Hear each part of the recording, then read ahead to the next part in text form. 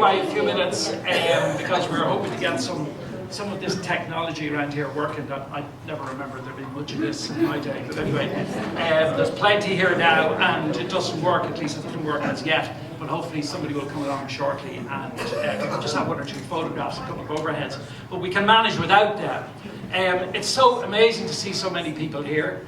Thank you all for coming along. It's brilliant. Actually, we were just saying earlier that in a way, the main reason for us all, well, we know the reason for us coming together is to remember John and to honour John, but also to be together and to do that together, to see people that perhaps one hasn't seen for years and be able to talk about John, remember John, and actually remember all of our collective time here, of which John was such an important part. And that's the Trinity aspect, because we all met in Trinity, but there's plenty of people here who are, didn't meet John through that particular avenue, but who met John throughout his life, or who met those of us who were here, and connections were made and so on. So everybody is welcome, not just the Trinity people. Everybody's very, very welcome, warmly welcome here. As I say, it's just a great occasion, a chance to have this event just over a year after John's sudden death in Mohill in County Leitrim, where he had been living for a number of years. And really, John's death has left a huge gap, certainly for me as a really dear friend of his. I know for his family in particular, it's left an enormous gap. And I think for all of the dozens, hundreds, I actually would dare to say thousands of people that John appeared to know everybody in Ireland. When you went somewhere with John, he all knew everybody. The hand went up. He seemed to know everybody. Everybody knew him. So he, as people will know, had a very tough few years and devastating loss of Dan, of course, and he had tough times in those years, those recent years. But it's important that that's known and that's recognised. But John was full of joy, full of willingness to embrace life. He really did embrace life. He had a very full life, a short life, but a very, very full life, and it's important that we remember that, and remember all of John, the full person that he was, that we knew, that we loved so much. There'll be a chance afterwards for people to say something about John. I suppose that's an important reason why we're here. No one is to feel under any pressure to do that, because your presence here, honestly, is enough. Your presence here is enough to honour John. But if you would like to say something about John, about a memory, there'll be a chance to do that. Keep it short if you can, because the more people who, of course, would like to say something, the less time we're going to have overall for the event. So a couple of minutes. If there's a gag or a story, that's fine. Or if you just simply want to say a sentence in memory of John, that's fine as well. We're going to go then afterwards to the pavilion, or the path. I think John will get a bit of a joke out of that. The pavilion at the other end of the college, and people don't know where it is, we can direct you there, just for a glass of wine for maybe an hour or so afterwards. Everybody is welcome to join us in the pavilion once we're finished here. So, as I was saying, John was, a man of very many parts, huge circles of friends, as we can see here, huge number and types of interests that he had, like his experience, but also the interests that he had. He was so engaged with the world around him, with politics, history, and his sense of the country. And it's hard for me to put words in this, but his sense of Ireland, his sense of the country, his sense of where he was from, he brought so much of that sense of the local and his rootedness in Sligo into his life in the metropolis. So he was, and he wouldn't mind me saying this, he was a culture in Dublin, and he embraced that so much. And all of it, I'd say, his knowledge of where he was from, his love of where he was from, his appreciation of his roots, he was so much a part of them. So when we were thinking about having an event for John, we thought it would be appropriate and it would be good to host a talk slightly tangentially to John, but how do you ever capture a single individual? There's so many different dimensions of somebody's life. And some of us have been talking about John McGahern, and obviously there's the film, the movie, which is amazing. You should get to see it if you can. But also, some of us had an opportunity to visit the John McGahern Barracks in Coot Hall this summer. And those of you who have seen it, I'm sure you'll agree, it's a fantastic achievement. It's a wonderful tribute to the writer John McGahern, and gives an insight into not just his work, but the place that he was from. The place in Leitrim and the surrounding area that McGahern wrote so much about and had such a love for. And the barracks, as you may know, was where his father had been the station sergeant, and which so much of the McGahern's story really can only be told, or can best be told, in and around and through the McGahern barracks in Coot Hall. And we kind of thought, again, like it's a bit, sometimes you're trying to make connections and you can't, carry it too far, but there are obviously those connections there with the other John. The themes that McGahern was interested in, observation of the everyday, and an awful lot of what McGahern wrote about seemed to us to be curiously apt when we're thinking about John. And we also want to spread the word about the McGahern Barracks, because as you'll hear, as I've said, it's a great initiative. We want you to visit it, we'd encourage you to visit it, and we'd like you to contribute as well to the McGahern Barracks, and more about that later on. And then just lastly, and not to stretch the point of connections too much, McGahern did spend some time here in Trinity as writer-in-residence in 1988 for a semester. And I was reading, he also was awarded an honorary doctorate in Trinity in 1991, but I was reading sometime, and I couldn't find the reference this morning. I thought I'd be able to catch it immediately. I just couldn't find the reference, but I'm sure that my memory of it is correct, and it just sat with me. When McGahern wrote a short piece, either he wrote himself or he was interviewed about his time as a writer-in-residence here, and he had a room over in the rubrics for the period of his residency. And one of the things, again, just little things that stick with you, he mentioned the bell, the campanile bell, going off, I think it's every hour, whatever, periodically, I think it rings every hour. And McGahern just thought that was the most moving thing. He'd be sitting over there, writing or thinking or whatever, looking out on the park or looking at the wall, as I think he preferred to do, and write privately. But the bell, the campanile bell just going off on the hour, was something that moved him very much, the sort of marking of time. And in a way, that's, I suppose, what we're trying to do here. I don't want to stretch the point too much, but that was something that really sat with me, and I found very moving as well. So that's kind of like the context. That's why we're here. We're delighted, and Mary will introduce our distinguished guest to do a presentation, maybe for about a half an hour, 40 minutes questions, and then we'll have an opportunity for the floor to talk about John. As I say, no pressure, but if you'd like to do so, I'll be here, and if you just indicate, I'll be delighted to let you in. Sorry the texts aren't working yet. They might start working at some point, but they're not absolutely necessary. Okay, thanks very much, Alex. I am going to say very little. The other aspect of John that Alex didn't actually touch on was that John was a sociology student in Trinity, and there's a good view from our class, the class of '83 here, representing that element of John. John always had a slightly kind of potentially cynical view of sociology, but he was deeply respectful of his colleagues, especially when we were willing to pass on our lecture notes to him or give him a draft of an essay to get him going on what he had to hand in. So I think it's really, really apt that the person who's going to speak to us tonight is one of Ireland's most eminent sociologists, Professor Emeritus Tom Inglis, who had a stellar career in UCD, and who is really, he's written a lot about culture in Ireland, but many different aspects of that, including religion, the media, the body, and so on. And he's really well known for his tremendous book, Moral Monopoly, which was an amazing excavation of the Catholic Church in Ireland. One of the first people to critically take on the church, also from a sociological viewpoint, and that has had 2 editions out. Other books include Global Ireland, Some Same Difference, The Meanings of Life in Contemporary Ireland, Webs of Significance. And Tom is also, he's a polymath. He has also published 2 memoirs, one called Making Love and the other one To Love a Dog. And when Alex was saying that John was a Culchie in Dublin, in the metropole, Tom is a metropolitan who has moved to Culchie land and now lives in Coote Hall, and where he's academic director of the John McGahern Barracks. So as Alex said, I'm going to be very strict on timekeeping and keep Tom to about 30 minutes and then have 15 minutes for some engagement if people want, or we can just move on from there. Okay, so over to you, Tom. I'm going to sit here if that's okay. Okay, yeah. Do you feel your voice on projection? No, I'm just afraid of collapsing. I know.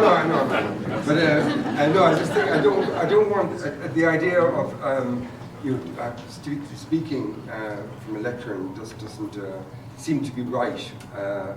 And I have to say, this is strange, very strange.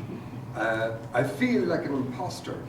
And I now know what it must be like for a priest to stand up in front of a congregation and start to talk about somebody like John and not know much about him, in fact never met him, but also to say and to speak as if he did know him and understood and appreciate what his life was about.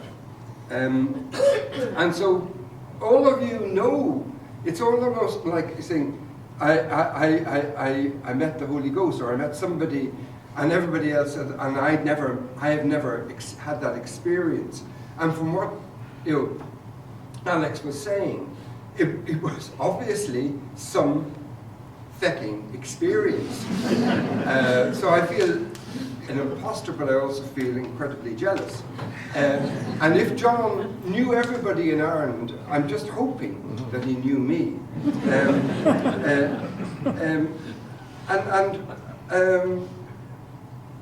I got the impression of somebody, and this is what's wonderful, because Alex came down a few weeks ago, and as they say, the wonderful Irish phrase is, I think Alex might have used larger than life. And I don't know whether it is in other cultures, but as he said, somebody who was interested. And then there's a wonderful part of the film, That They May Face the Rising Sun, where Joe Rutledge starts to talk. And he says of people that they were kind, compassionate, caring, and I'd say the other word I would use from what I've heard about John is insightful. And the other great phrase, of course, that we used in Ireland was great crack. But the other one that occurred to me from what Alex was saying is that he didn't suffer fools. And those are all phrases that we use in Ireland. But they are very, if you use them about somebody like John, it seems to me that they are closed. And when I was just thinking about this, I was thinking, God, it would have been wonderful, because I live in the area and I've gone past Early's, but I've never gone in. And I thought to myself, my God, imagine if I had gone in. And imagine if I was sitting at a stool, imagine bumping into John, and then turning around and the other John is there. And lo and behold, I'm sitting between two fantastic local people.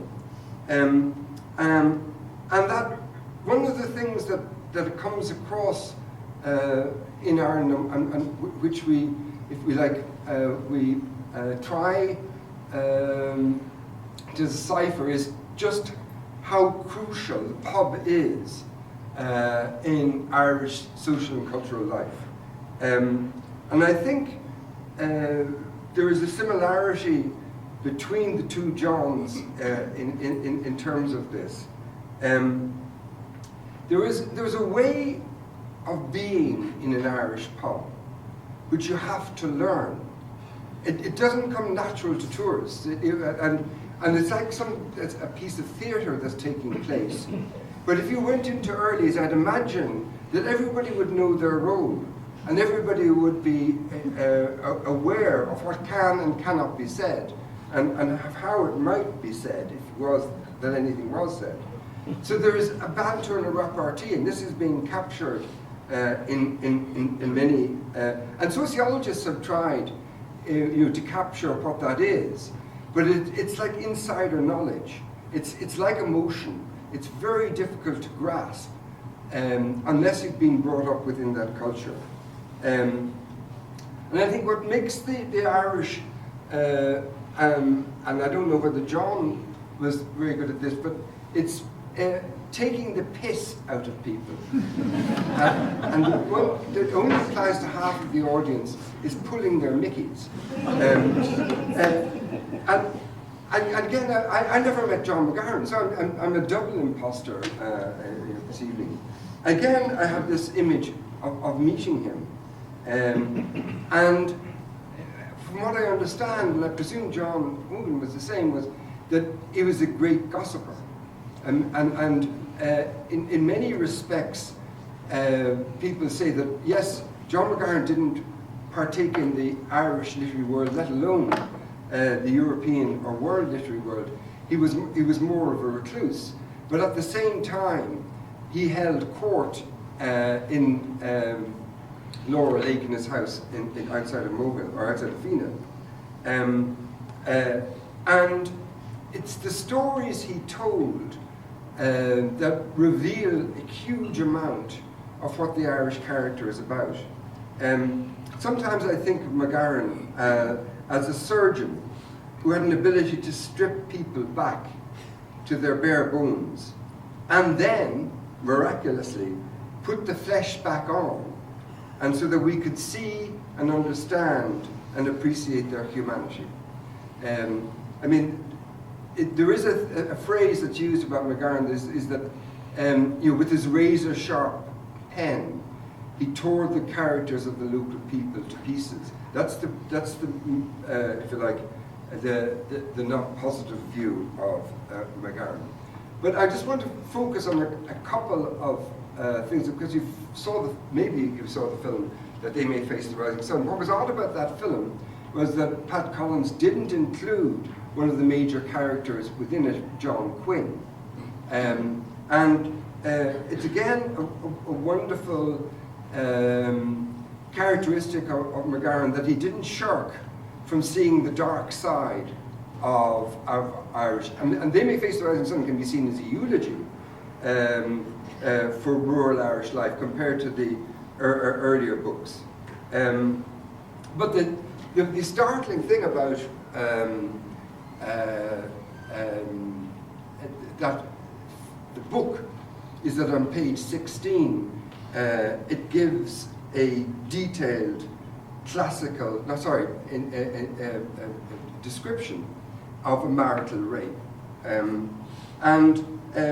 so he brought to attention, if you like, child sexual abuse in the dark, but also in a way he brought the issue of male brutality, and in a way it's not misogyny, because John Quinn is a much more complicated character, and then describes how John Quinn on his wedding day rapes his wife in front of the guests, and then effectively rapes her to death over the next 8 years, or 10 years, producing 7 children.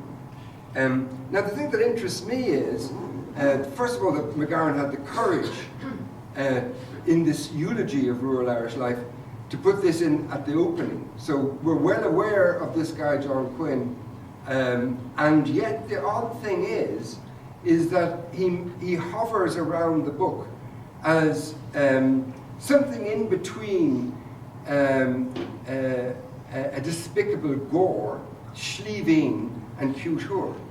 But the other thing is that these people, if you like, accept him. He's not shunned from the local community. In fact, they all go to his wedding. And this is, for me, a wonderful complication of rural Irish life.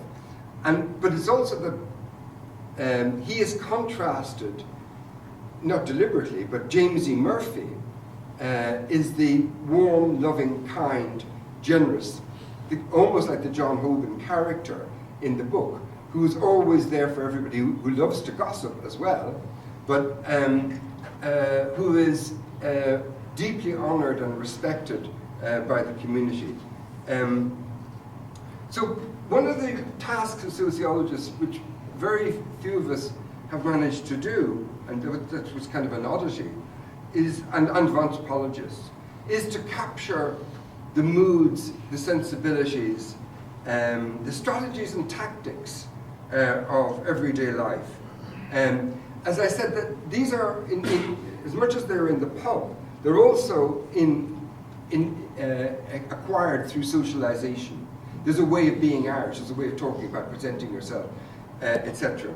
And you can do that as an anthropologist. You can go and live in the area, and you can go and try and become part of the community. But it is difficult to get under the skin of what you might call native actors, to understand their logic, to understand their practice, the nuances, and the way they talk about each other and they talk about themselves. Now, Alex referred to this. I never knew rural characters. I had read about them, but I never lived amongst them. I come from 3 generations of Dubs on both sides of the family, and I hadn't any country cousins, no aunts or uncles from rural Ireland. I wasn't on a farm until I was 24. So when I retired, 10 years ago, I decided to bite the bullet and go and live among the Culches. And it was, as Alex said, one of the best moves I have made. And in the beginning, it was a foreign country. They definitely do things differently down there. And it's the question of what that difference is very. You can grasp it rationally and intellectually and objectively, but that's different from grasping it emotionally. So I'm now living in one of the schoolhouses. John McGarren attended 7 primary schools. I'm living in one of them outside of Coot Hall. And when I, like many others here, I presume, in the 60s, there was a lot of fuss about the barracks in the dark, and so, I read them. And I decided, they were well written, but there was little or nothing that was attractive to me about this dark, dismal, repressed rural Irish life. It was not only foreign to me, but it was completely unattractive. My attention was towards London, Europe, and the cosmopolitan world. So when I went to Coot Hall, I began to read and reread, and now it's kind of like an annual pilgrimage to read his works. And through them I've gained an understanding of the manners, the morals, and the mindsets of people who've been living there for generations. And what amazed me is that they all have an inherited cognitive map. They know people, they know the townlands, they're able to distinguish the O'Reillys from Ballytusk from the O'Reillys of Churchland, even though they might be adjoining one another. And there is this embedded history where people are known by their events and by their what has happened to the extended family. So they're able to place people within this. And as an outsider, there's no point in even trying to play that game. So when a name is mentioned, and this is what I love about it, it's almost like a dog sniffing out a pee or a poo. They start to go in. Was it that time you went over to thing? Or was it that after Mary's funeral? And going right in, and then they, as if they once they've gotten it, they pee in it. And the thing is that I'm fascinated. I can sit and listen to 2 locals doing this, and it is almost like a theatre performance. I can't contribute, but it is a wonderful piece of theatre. And of course, the other thing is that besides being a wonderful description and analysis of characters, there is a almost Wordsworthian description of the countryside.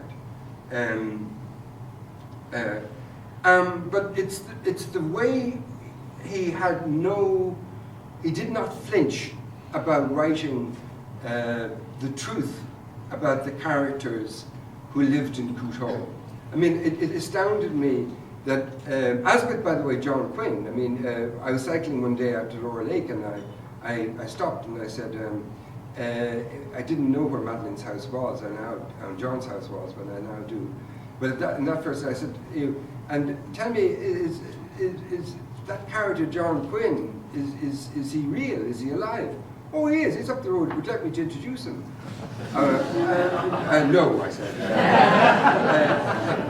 And one of the things you learn is when you're living in the country, but McGarren is so adept. He says in one of his essays, he has this wonderful phrase, which is, whatever you say nothing. And the other one that you would add on to is that two locals may literally take the piss out of a third person, but you can't do that. You can't say anything negative or demeaning about any local people. That's their prerogative. And as somebody said, even if you do, you need to be careful because you never know who is related to who down the country. And that's captured in a way in Why We're Here, that short story about two neighbours encountering each other, Gillespie and Bowles, and they are frenemies. They can barely stand each other's company, and they meet and they're sparking off each other. So the solution is to talk about the outsider, Sinclair. So it is an indication. Then they have a conversation where they take Sinclair to pieces, and of course he's an eccentric Protestant, and they're easy game to create this momentary sense of being attuned to each other. I had an understanding of, if you like, how wonderfully vicious local people can be, because the months or weeks after I bought the schoolhouse, I was waiting for Aircom to come in to put in a telephone line, and I saw a movement out on the road, and I immediately jumped with delight and went out and introduced myself, and he said, "Oh, I know who you are, you're the professor." And I said, "Oh, right, yes." And he said, "Professor of what, may I ask?" And I said, "Oh, sociology." And I thought he was going to say, "Oh, another one of those ologists." But no, he said, "Oh, one of Weber's companions." And I was amazed, because very few people would recognize Max Weber as one of the founding fathers of sociology. So I said, yes. And then he said, Germans. And I said, yes. None of them as good as Hitler. And I said, right.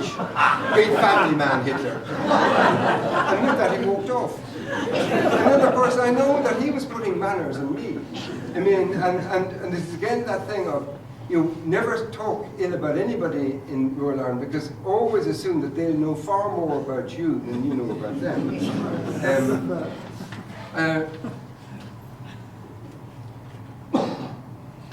A couple of years after I arrived in there, I started to become involved. And again, this is another insight about what you can say and do. And we were in the local parish priest. The barracks renovation hadn't been completed, so we met in the parish priest's house. He didn't participate in the committee trying to establish the McGarren Museum, and we sat around the table, and and some of you met Tony Bamber.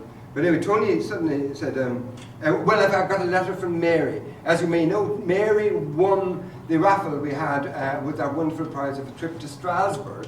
Now, Mary has written to me and said that no, she doesn't want to go, that she'd much prefer to have the money. But the problem was that Miriam Harkin had given us the prize of a trip to Strasbourg, and there wasn't any way that we could get money for it. So Tony, the committees used to meet at 9 and finish well after 11. And Tony brought this up under any other business, so this was well after 11. And I said, sorry, excuse me, this is my first contribution. I put up my hand into it, yes. I said, look, I've been on voluntary committees, we've all been on voluntary committees, and it's this type of thing that can wear the energy and enthusiasm of committee members deal with. And my suggestion is you write to her and say, take the ticket or go to your solicitor. And Tony said, well now, Tom, that's not how we do things. I don't know what voluntary committees usually are. We wouldn't like Mary going around saying that we had told her to go to a solicitor. And I said, but she lives in Ballinamore, that's 30 miles away. Oh, aren't a small place, Tom.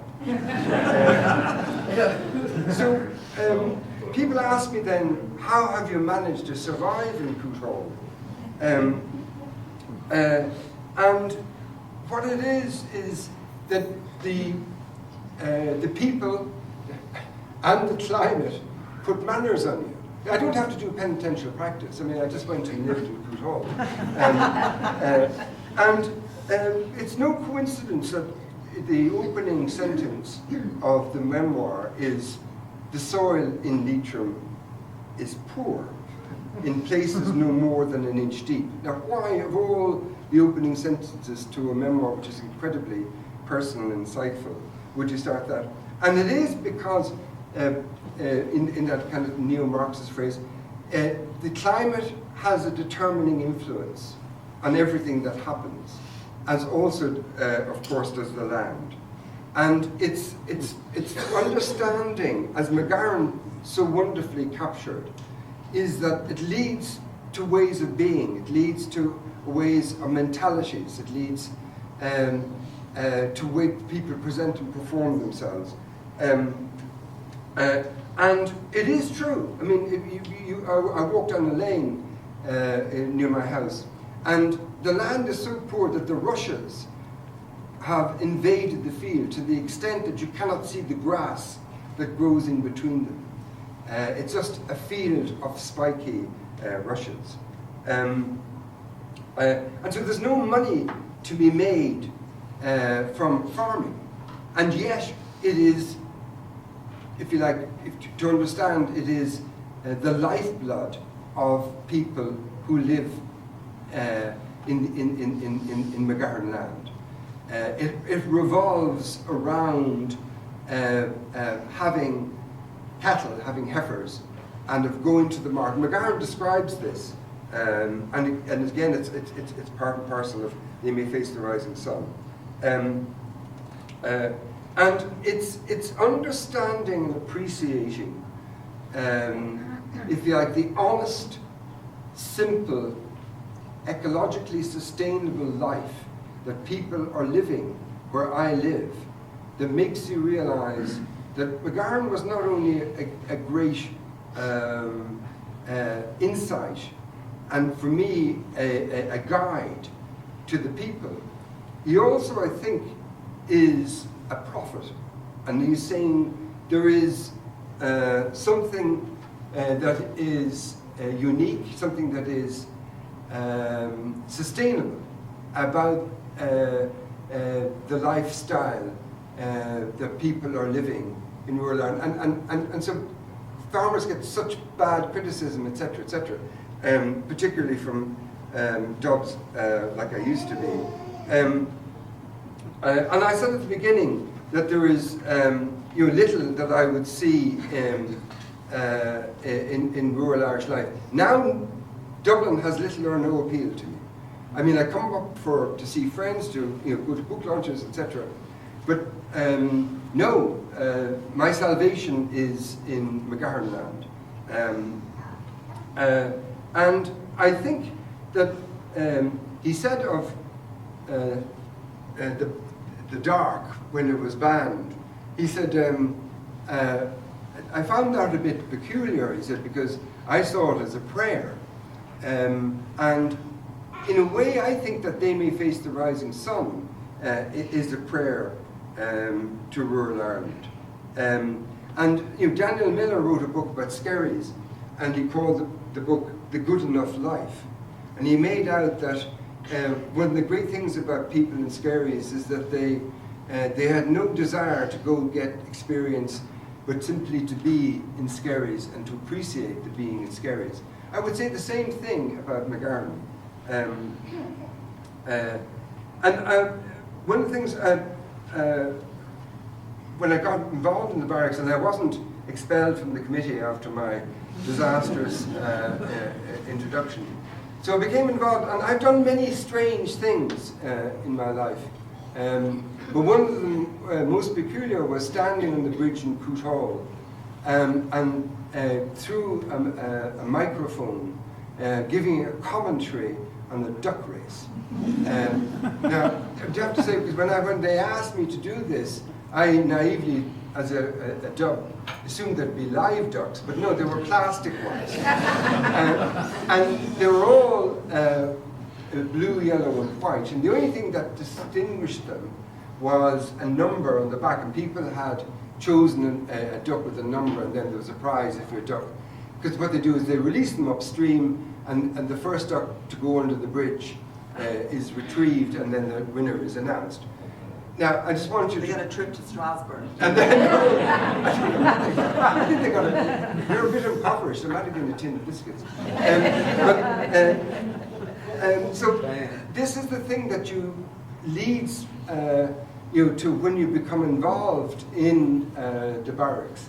So we've had horse races, we've had raffles, cake sales, the usual. And the reason we have to do this is that we're a completely voluntary committee. We don't have any paid employees, and that's a major problem, because it means everybody who comes to the barracks has to be brought around by one of us and given a tour. And one of the main ways that we make money is by charging €8 for a tour of the barracks, and then also by selling these booklets, and for €10. So I bought a number of booklets and down the train, and the collective weight of those is something I don't want to take back. So please take one, and if you can, make a donation online, or I bought, there's no wine in this, but I thought it might be discreet for people to put some money into it. It's really, we are on the verge of going under, and I mean that, honestly. And the reason is that I found being involved in giving tours, and I did do it almost 2 or 3 times a week. It's draining, and it's not only that it's draining, but the whole show would go under except for one guy, Maurice Gannon, and he's the one who got all the grants. He made the application. He's the one who organises and any tours to go to the barracks. You will meet Maurice.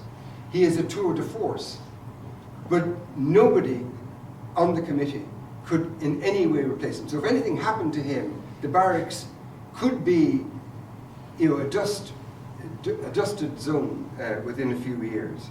And the reason is that it's politics, because we have to compete against other tourist attractions in Roscommon, the Family Museum, Strokestown, Lough Key Forest Park, Erigna Mines, King House. These are all established players, and they are not going to allow any money from the small pot to go to upstarts like the John. So everybody might say, wonderful museum, yes, yes, yes. Can we have many? Well, now that's a bit difficult. So we desperately need a manager. We need to survive, and the reason I'm doing this, as I do everything, I wrote the book. My son did the design of the book. We all do this because we believe in John McGahern as one of Ireland's greatest writers. And I would encourage and hope that you would support us by coming to the museum, by having that experience. I also do tours of McGahern Land, which is an extensive tour out to Ballinamore and to Auchawillan and other sites. And so I would encourage you to come to the barracks, go on the McGahern Land tour, and enjoy and understand why we are so passionate about what we do. Thank you.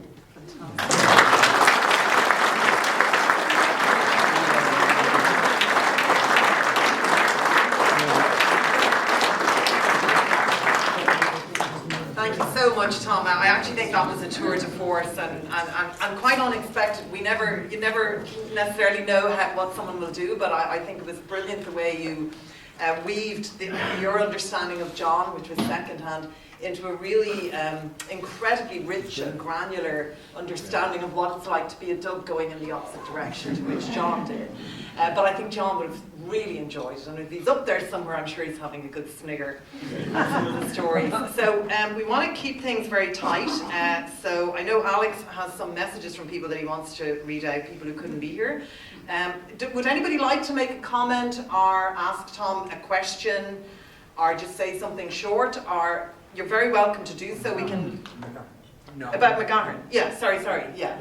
About McGahern, just to complete, if you like, this part of the evening before we move on to a little focus on John, and also have time, because the path closes at 9, so we need to get down there around 8 at the latest, right? And I know some of you are under time pressure as well.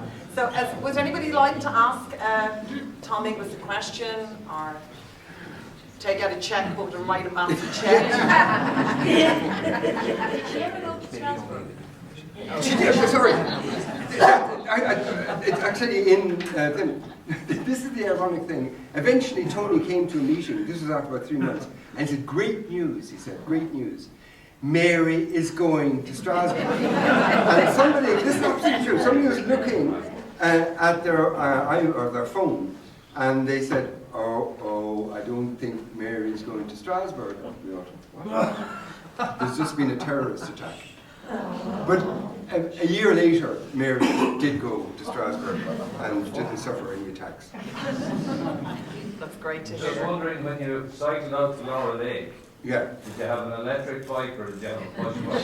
That's a big deal up to Madeline. Okay. I am a keen cyclist, so no, Okay. that is an insult to suggest.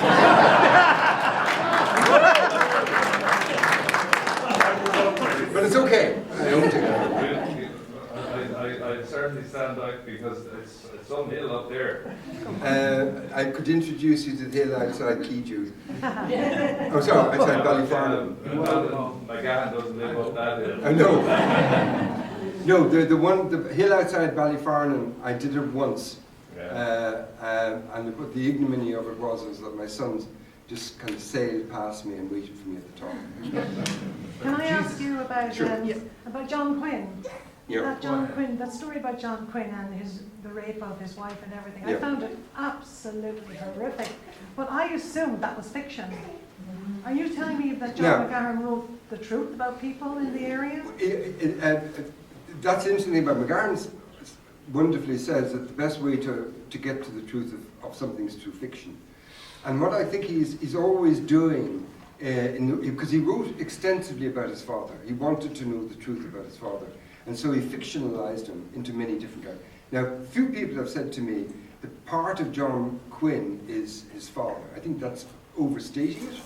But there is, I've met them since I've gone to and the sneaking regard that there is for John Quinn is that he is a law unto himself, and there's a regard for that.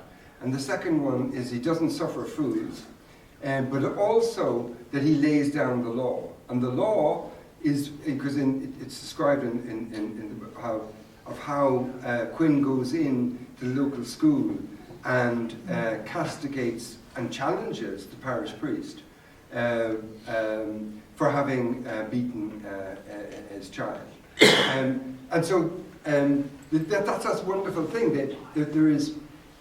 He's regarded and he's respected, but he's not honoured, and he's laughed at behind his back. Yeah. So, but this is a really peculiar way Irish kind of. That's Pat Collins put him into the film, and when I asked Pat Collins, he said he was such a dark, nuanced figure, it'd be impossible to capture. But then other people have said that Pat Collins admitted that he could not find an actor who could manage to be all of that chameleon type character. Okay, thank you. Thank you. Fair enough. Anyone else want to? Well, can I just say that I was glad to hear our speaker bury the myth that McGahern was reticent and not totally outspoken in private. I mean, people that I know that knew him very well said he was scathingly outspoken in his private conversations, so it was good to hear that. You mentioned a pub at one stage. Given that you put on the Lycra every weekend, I suggested you might travel over to Enniskillen, because one of McGahern's favourite watering holes was Blake's of the Hollow. And I was personally indebted to him because I had to go there to a meeting in the council, and I had time to kill. So I went along for a coffee to the famous Blake's of the Hollow. And in Dublin you might be given a Marietta on the side of the cup. Here they presented me with a full box of biscuits, which they left beside me. So he was certainly right about that. So maybe as a tiny project, while you're salvaging the monies you need for Coot Hall Barracks, maybe a tiny plaque if it's not already there, a tiny plaque might be put up in Blake's of the Hollow to that fine, splendid writer. Just finally I also had the pleasure of knowing John Hogan very well, and it was life enriching to have known that wonderful man. So I'm delighted we're having this event this evening. Thank you. Thank you.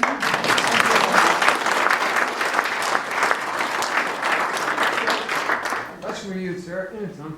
I want to say your speech was very, very talented. And I only know how, but John Quinn. But I seen it actually practice said you know about a story that doesn't look like the man from the field. It's not. I don't want to write books, but have you considered? Are you familiar with the books actually there, sir? The books of McGahern. Yeah. McGavran, yeah, the books of McGavran.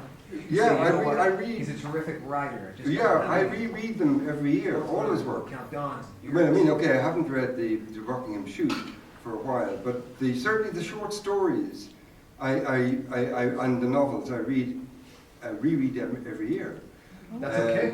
So yeah, That's your kind they are almost like my Bible. Wow. Oh, Wow. Yeah. Okay. Thank you. Yeah, I think I'll just take one more so that we can keep the show on the road. Joe and Perry, actually, well, Thanks a million. That was absolutely brilliant. And if there's proof that McGahern is going to be and is worthy of a centre like the one you started, it's I don't know whether you read the article in the New York Review of Books in July by Anne Enright about John McGahern. Yeah, I did. Yeah. And it was both full of wonder at his genius and bafflement. And the bafflement was around the fact that she said that McGahern, and it came as news to me, McGahern, what she revealed, McGahern, she said, had a reputation for truthfulness. But she said at the funeral and in the obituaries, which the family inserted, there was no reference to his son. I was unaware that he had a son. And she talks about what emerges in the correspondence. And I think the sting of what Anne was saying, he had been, about John, he had been writing in close detail and for many years about the conception of an unwanted child while refusing to meet his own. And she then switched, this is not the time where we don't have the time or space to go into various things, references she makes. And it gets tougher at the end. She said McGahern knew the actuality that this boy, who he's now obviously 50 or 60, and Joan is still alive as well, I think, in England, the mother. McGahern knew the actuality that the boy had no rights to assert. He said, he had referenced at one point that this knowledge might emerge and can call on him at any time. But he said, Anna Enright wrote, McGahern knew the actuality was that the boy had no rights to assert. Under Irish law, the legitimate child was deemed filius nullius, the child of no father. And it goes on, we don't have time to. But what was the reaction to Anne Enright's piece, which was not sensationalised, as it was? No, well, of course, it was the introduction to a new edition of The Pornographer, which will be coming out this autumn. And I think there's two of them in it. I mean, like, Anne Enright didn't shun.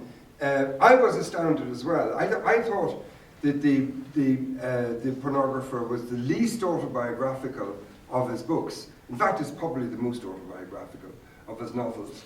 It's in a way this why the French love it, because it's an existential examination of the difference between love and sex, and also then what happens when somebody disowns their own flesh and blood. And it's amazing. I was talking to Julian earlier, and he doesn't mention this in the memoir. It comes up in the letters that Frank Shovlin edited, only because there are letters to Jimmy Swift, who acts as the interlocutor between Joan, and they come to a financial settlement. And then, I don't know where I was reading, but there was that there was a bequest in his will, but that it was, Eamon Marr says, I have to ask him, not a very substantial amount of money. But then somebody else said to me that Joseph, the son, was at his funeral, and no mention was made of him. He wasn't asked to speak. And but it's one of those things whereby, we've had this woke generation. Does that mean that we should, kind of like look afresh at what his contribution was to Irish literature? Does it bring that into question? I think it provides an insight. I think the quality of the work stands on its own, but we can understand where the author was coming from. But I think, without it being too French literary, I think the author is dead. Perry, I'll just give you the last word. Thanks, Mary. Thanks, Tom. That was really, really fascinating, and I had this sort of strange feeling we live in these parallel lives, because, like yourself, I'm a Dublin in Leitrim, albeit North Leitrim, where heifer would be a rare sight indeed, living surrounded by about 20,000 sheep. But I liked your mention about pubs at the start, because actually I'm in the process of editing a book at long last, an academic book on Irish pubs with a Korean colleague from Trinity, actually, Hong, which is going to come out next year, figures crossed, and some people, Michael Cronin is in it, and Nicky Green, and other people from Trinity and other places too. And then you mentioned about Daniel Miller's work on skerries, and we're grappling at the moment to try to write a conclusion to this book about the future of the pub, and does the pub have a future? And it's interesting what he has to say about how there's a movement away, in Skerry, a movement away from the pub, and the number of pubs is diminishing. And Manor Hamilton, where I live nearby, had 13 pubs, I think, and it's down to 4 now, and probably fewer to come. So, and McGahern is in this book. There's a lot of stuff about the literature of John McGahern in the book, and how that intersects with pubs. So there's all sorts of strange connections coming to mind there, not to mention the fact that I also worked in an arts organisation in Leitrim, and I'm sure I made a similar statement to yourself about solicitors and so on at some point in my career there. So yeah, it's really, really interesting to what you have to say, and thanks very much. Great, thank you. Well, I think that might be a good positive note to end this section on, and I'll quickly hand over to Alex. I think you want to say a few words. No. Sorry, before I do, can I just all give us a round of applause?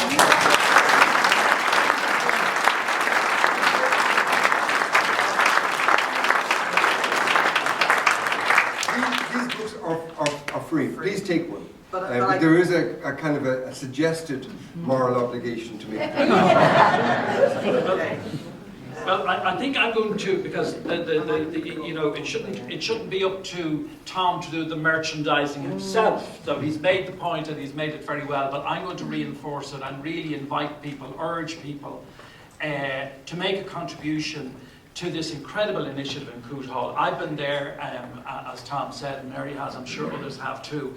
It does need support. Tom has been so generous to give his time to us this evening, to give that talk and engage with the questions, and he'll be here for a while. So the payback, if there's such a thing, if I can use that word, no things of free lunch, all that sort of stuff, please make a contribution to the McGarren Centre. Now, the books are there. If anybody has cash, who carries cash anymore? I don't, very few people do. So if you have cash, that's grand, you can buy a book. But if not, go on the website, mcgahernbarracks.ie. mcgahernbarracks.ie. Very straightforward. Very easy to make. Pardon? Culchie's Harry Well, Cash. definitely. Jerry, do carry cash. And now those of you who are cultural and do carry cash can prove it by making donations. Thank you, Jerry. By the way, I haven't cycled up that hill outside Valley Farm. I give Jerry that. So listen, thanks. What we want to do now, as I mentioned earlier, is just to afford people the opportunity to say something about John, the memory of John. Kieran Dowling actually got the ball rolling by mentioning John and sort of providing a bridge between, as it were, the two Johns. What memories people have, what they would like to say. I suppose it's important though as well that before we go on to that we should welcome members of John's family here this evening. Rory is here, which is brilliant, fantastic, and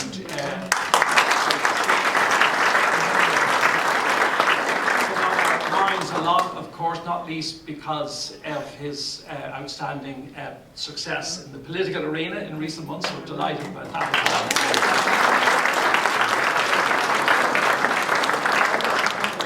And Elaine, of course, is always in our mind, and obviously also Del and Marie, who are here with members of their family, so they're welcome. And also Siobhan, who lives in the US, who can't be here. And we also just like to remember and mention Siobhan too. So members of John's family here, and if they would, of course, at any stage like to say anything, please do. So can I have an indication of who would like to get the ball rolling? A bit like, sort of think Quaker meeting, think, sitting around. I mean, there's so many people here from different aspects of John's life. I had loads of messages from people who couldn't make it. And there's one or two in particular I'll just briefly mention. Sean O'Donnell, who was in college here with John, was just, like what a character. I remember the Trinity years and so on. And he was going to mention a whole load of stories, but he said he confined himself to two. And one was that I really love. He said that he asked Sean to call him early because he had an early lecture. Now, I don't know if John went to too many early lectures, but he certainly, I think, aspired to being there, and he asked Sean to call him early. This is when they were living up in Killarney Street. And he said that he did call him, and he'd shout up for the third time, "Are you up, Sligo?" To be met with the classic riposte, "I'm just gathering me thoughts." Another typical one, he'd call you over in an overtly secretive manner, hand cupped to lips, thinking about some of the stuff Tom had, hand cupped to lips like this, he'd call you over conspiratorially, to inform you of the latest scandal in students' union politics, or relationship gossip, or secrets of some kind. "Come here to me, Shannon.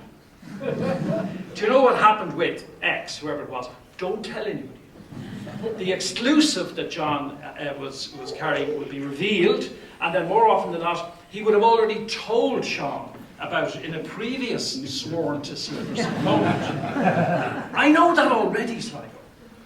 John replied with a shocked look, "Who the fuck told you that?" "You did, Sligo." So that was the sort of experience that people had, just the constant sort of sense of fun and crack, and gossip, absolutely, the fantastic gossip. the good kind, the stuff that you could use. The really interesting thing. So, as I said, John, did lots of different things through his life. He worked for a while, as a lot of people will know, for Albert Reynolds in the course of the Beef Tribunal many years ago. And one of the legal team at the time was a colleague of mine, Jerry Danaher. And Jerry Danaher, I invited Jerry to come. Unfortunately, he couldn't make it. But he said that my email had brought back many happy memories of John. A few, I'm afraid, of a social nature, where some of the finer details are a trifle blurred by the passage of time. He had a very fine mind, Jerry said. He was always absolutely, all the time. Even when he was down in himself, he was just amazing company. So is that what you think?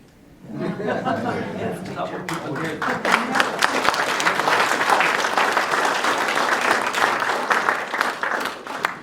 And Alex, what the other John was saying there about down in the country, the way people love to get down and dirty about everybody and who they are and their cousins and their mothers and all, John really was really good at that. And that's one of the ways sometimes we miss him. You'd be just saying, who was that? And John would know. He had a great memory, and he could remember exactly who everybody was and where everybody started out. So that is spot on what our other John said. Yeah, that's Marie, John's sister. Yeah. Very welcome. Hello there. Yeah. I really like it. A lot of what people have said about John has been his range of communication and the different, how many people he could communicate with.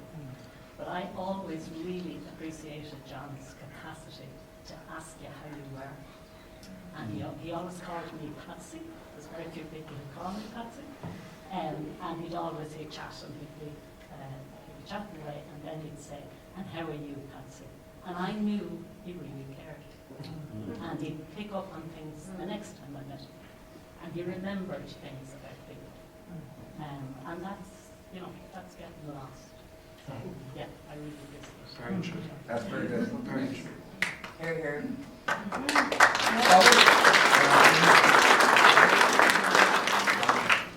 Yeah, David.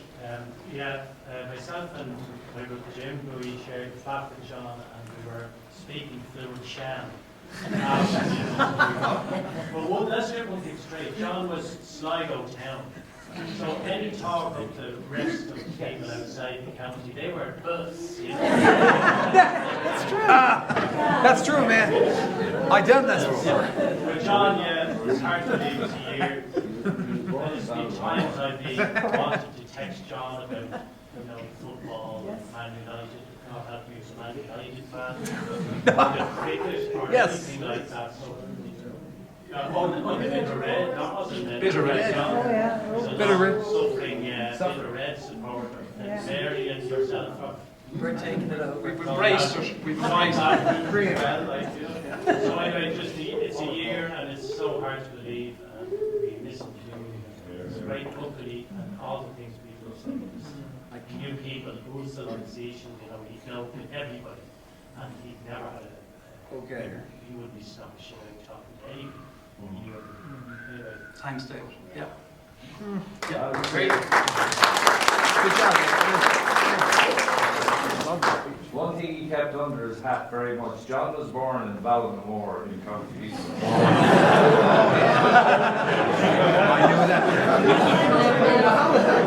6 months before I was on the same street. So we had a lot in common for a long many of years. Yeah, But I know. I remember having a conversation with him one time, and Cullen was born in Leitrim. Played for me, never mentioned Leitrim. So I said to John, yourself and Colin O'Rourke have a lot in common. He says, what do you mean? And I said, not in football. He says, you both were born in Leitrim. You never mention it. You both support Fianna Fáil. I said, that's nearly worse. Anyway, in 1987, I stood for a general election, and he quite kindly called me. He says, do you know what I'm going to do now? I said, I have no idea. He says, I'm not going to go down to vote. He says, my mother and my sister will canvass for you, and I promise I won't go down and canvass against it. So, Rory, I wish you the very best of luck.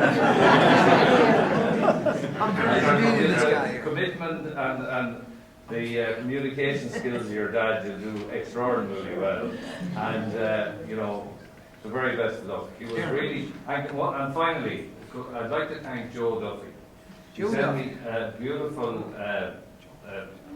what would you call it? It was a Dublin crystal of a picture of John. I have it on my desk and I look at it every morning and I have a conversation with him. It was really thoughtful, Joe, and I'd like to thank him very much for that. Yeah, you're here.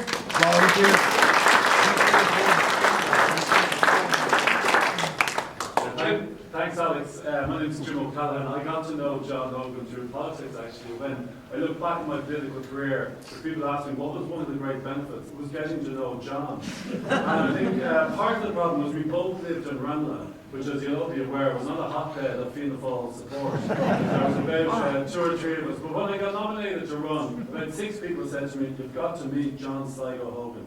And I met him in Humphreys. That's where our office ended up being. We'd meet frequently in Humphreys.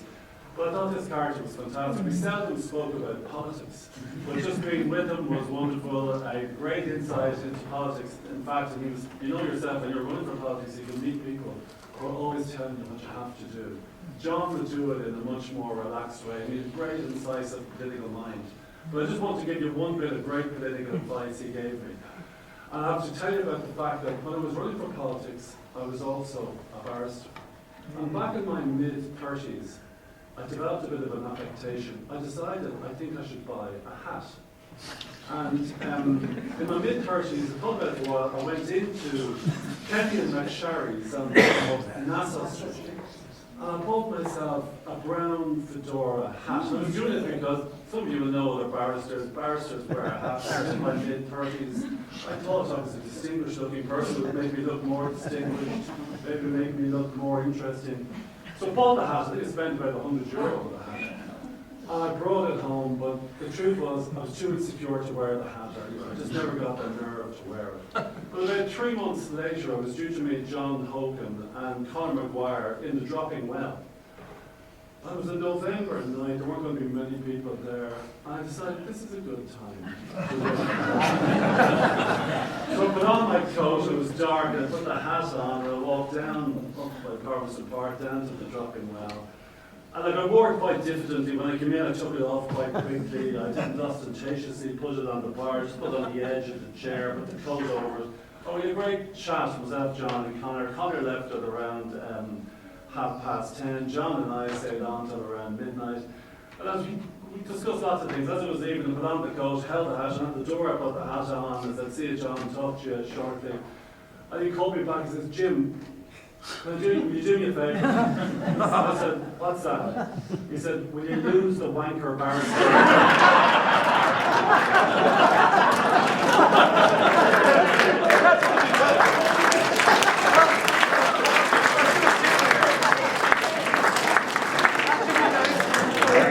By the time I got out of the car park, it was under the coat, and nothing has ever touched my head.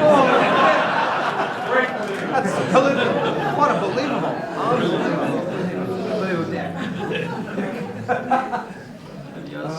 Yes, it's right there in front. We're telling political stories about John, as to say, and these were over a pint glass normally, as to say.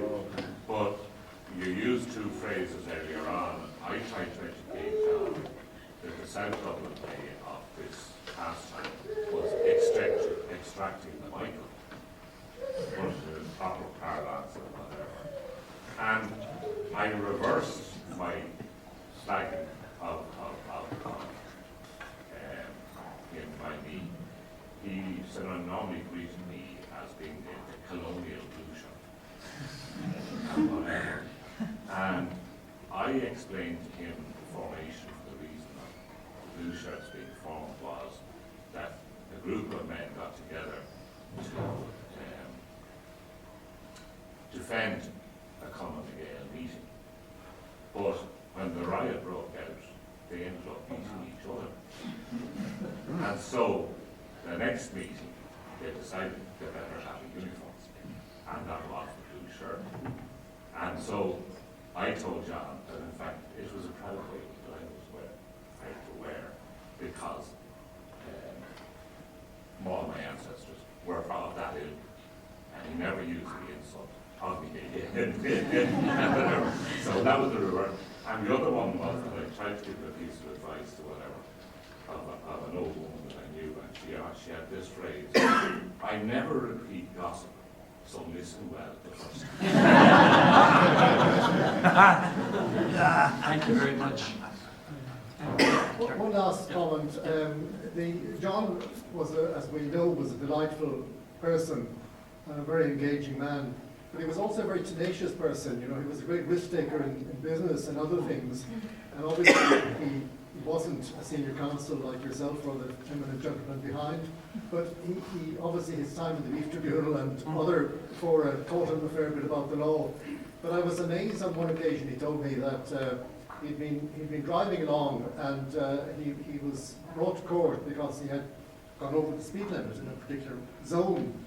And now this is John's story, and I rely on yourself and others to. But he said he challenged this in court, and he told the judge there wasn't enough time to slow down, so he won his case. Sounds pretty good to me. I think it's a good point about John, like, you know, the various different strands of his life. He was, and I think whoever it was said that he would give you advice, but Jim was just said give you advice, but he was never done the sort of direct, this is what you must do kind of style. And I think that explains the success that he had as a trainer and as a mentor. And I think, you know, he spent quite a lot of years working in that field, training and mentoring people, people setting up businesses, small businesses and so on. He was very, very good at that, and really good at assimilating what he picked up from his experience teaching and training to impart that to others. So that was an area that I think he really excelled in. Perry, yeah.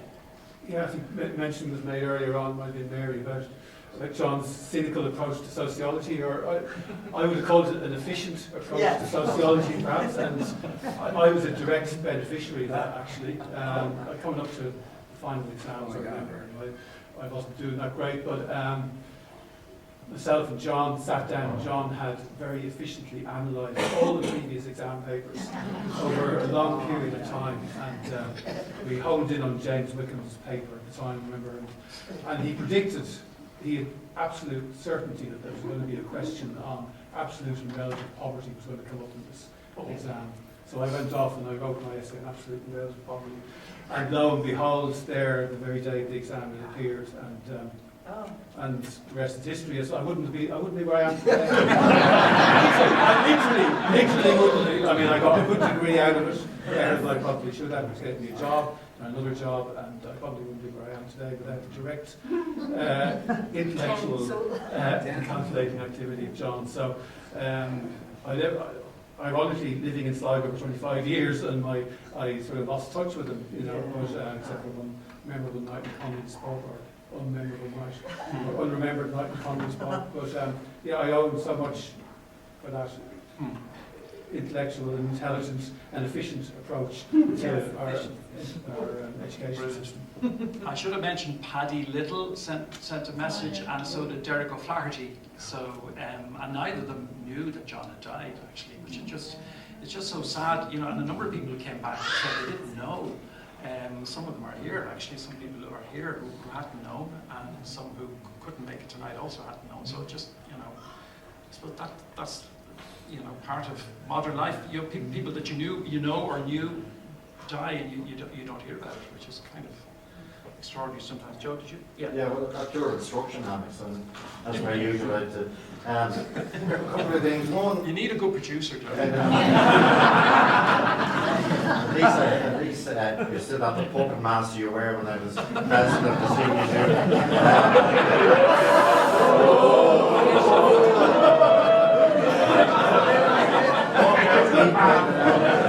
weak-willed I was. First of all, I still cannot delete John Hogan, John Sligo Hogan's name from my favourites on my mobile phone. No. Two, why was John Hogan called John Sligo Hogan? It's because there was two John Hogans on the executive. There was Long John Hogan, and it was John Sligo Hogan. And eventually, in the minutes of the executive, it just became Sligo. So if anyone ever writes a history or tries to delve into the history of the student union, they presumed there was a representative from Sligo. And then the third thing is his sojourns to Dublin didn't begin with Trinity. Because when he told me this, when he was a student in Summerhill, every Sunday morning he would get the bus from Sligo to the Halfpenny Bridge in Dublin. And he would off the Halfpenny Bridge because Hector Bray was there, selling all the gadgets and whatever else was new. And John would have his knapsack or whatever, he would buy up whatever new gadget was in. Now remember, they're all priced because they are for sale individually there. And he would spend the journey back to the school, taking the stickers off, doubling the amount, and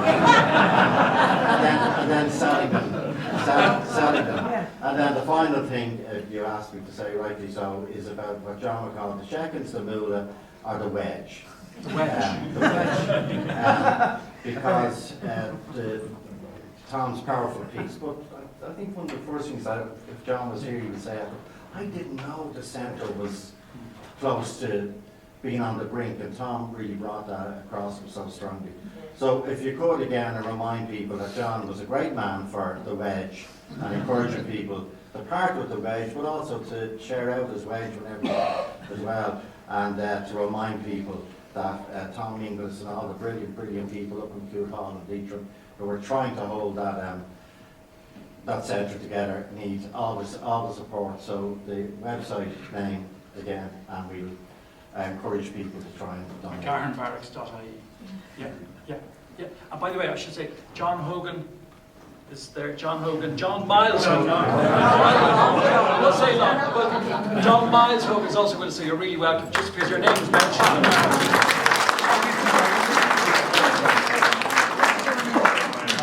I didn't know it long, actually. I don't know what it will be now. I would say about John is, I met him a few times over the years, but he, just thinking of how long ago it is when we were there.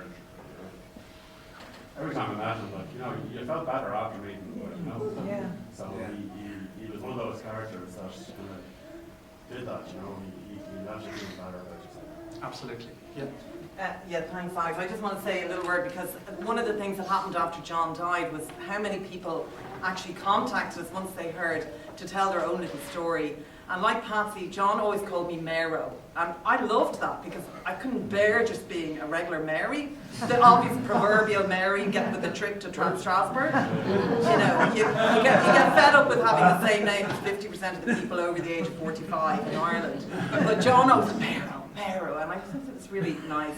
But when he died, 3 people immediately said to me, my brother Jared, said, oh my God, he was going through a bad time, depression at the time, and it was one of the first things he actually volunteered in a conversation. And he said, I wanted to go to the Fla in Sligo one time and I couldn't get accommodation. And John rang his mother, and I stayed with Maura Hogan in her house for the duration of it. And I said, I never knew that. And he said, well, he did. My brother-in-law, Darren Chan, who moved to Ireland when he was 21, married my sister. And it was a while before he could get a job. And as Alex said, in his early years, John was doing a lot of training, and Darren wrote the most beautiful letter, which I think we passed on to the family, about how warm John was to this strange guy coming over from England, looking to get a start, and just being incredibly supportive. And the last one is my sister Bridget. Corcorans were very integrated here with John Hogan. My sister Bridget did a FOSS course. My mother was always trying to get her to do a shorthand typist course. She's an artist, by the way. But at one point she did actually, submit to a FOSS course, which I think it was start your own business, which would not be suitable to Bridget. But she did it. And John was running the course, and she told me, and it just shows how we weren't so woke in those days. She said everybody loved the course, and all the students banded together to get a stripper for John. She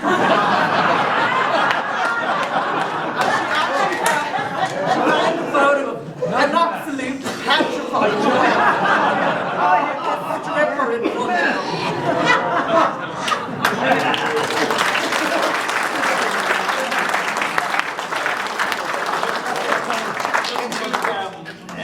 two mother stories, if I can just add to that. Maura was a fantastic woman, and Jerry Reynolds always said, Jerry spoke earlier, Jerry always says how supportive Maura and the whole Hogan family were to him.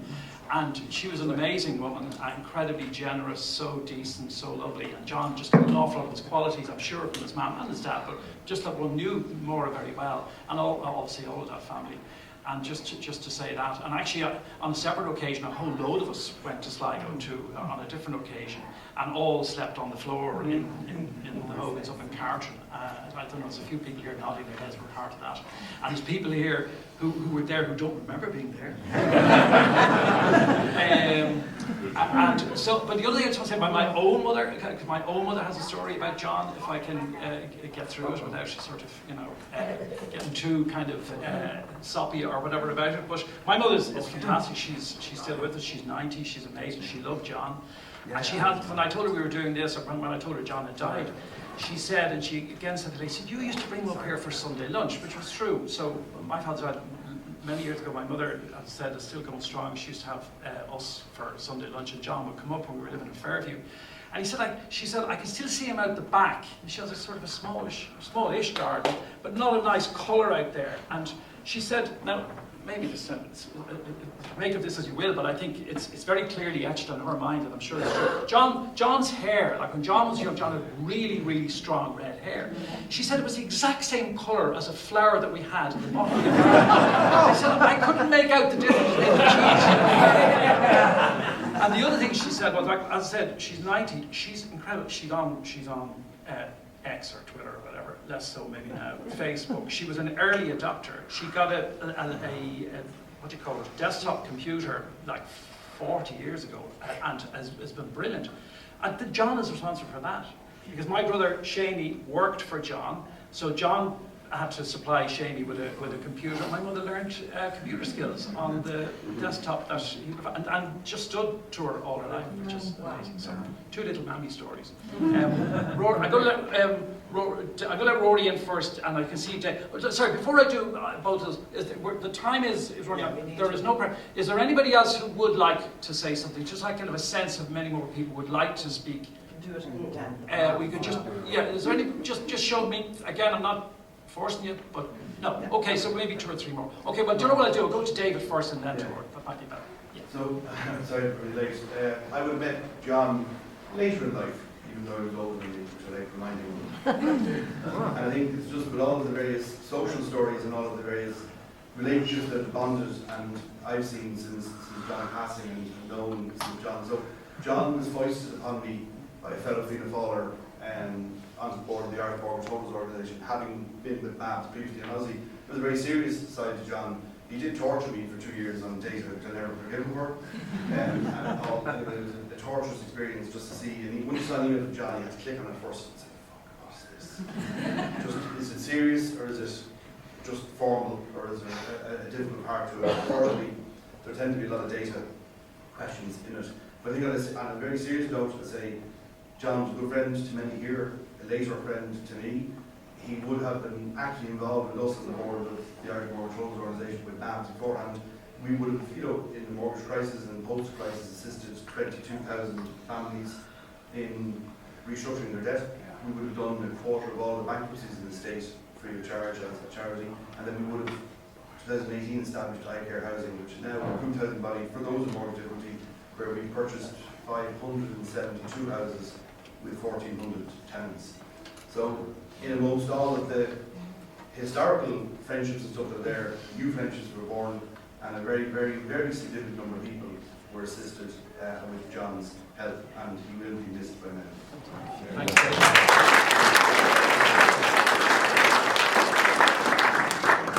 Thanks, Rory.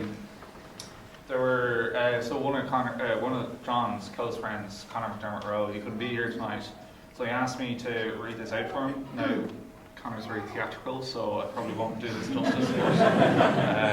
He says, "I'm so sorry I couldn't be there with you all this evening to celebrate the life of a great man, a wonderful friend, and the effervescent spirit of our dearly beloved John Hogan.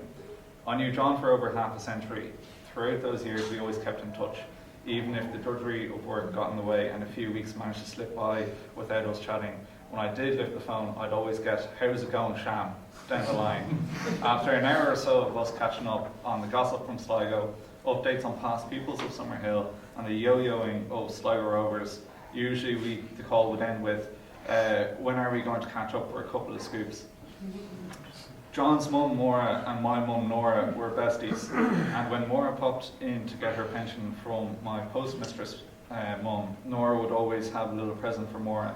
Say no more other than baby and power.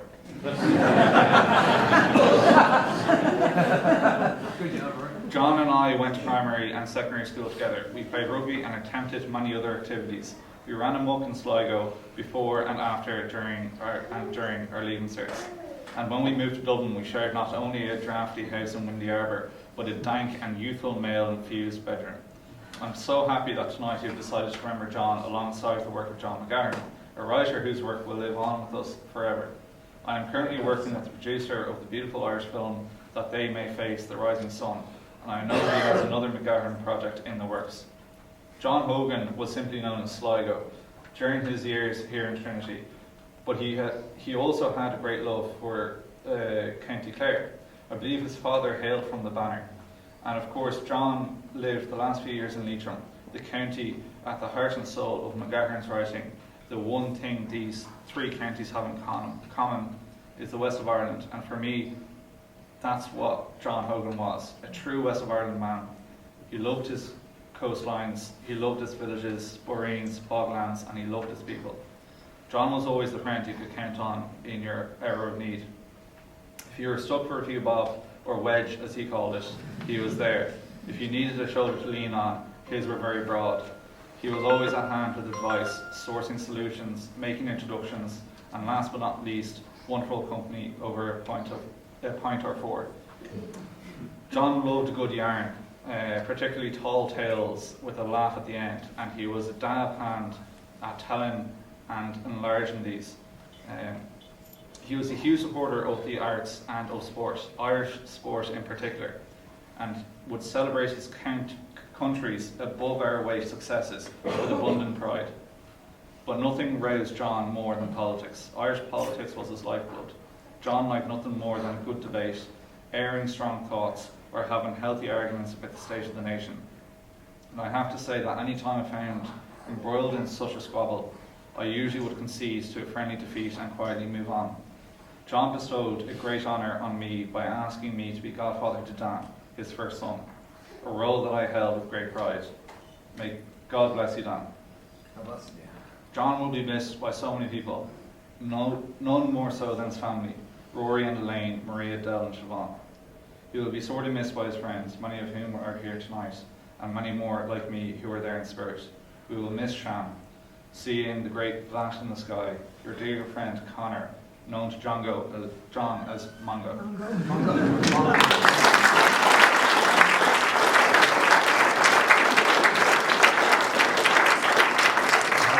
I think that is a really beautiful place to finish. So I do, and thanks very much, Rory, and thanks to Connor for those thoughts. I just one quotation from McGahern that seems to also be a little bit appropriate to bring the proceedings to an end. It's just the short two sentences that I think are quite well known, certainly they're etched in my mind. And they are, quote, "People do not live in decades or histories. They live in moments, hours, days."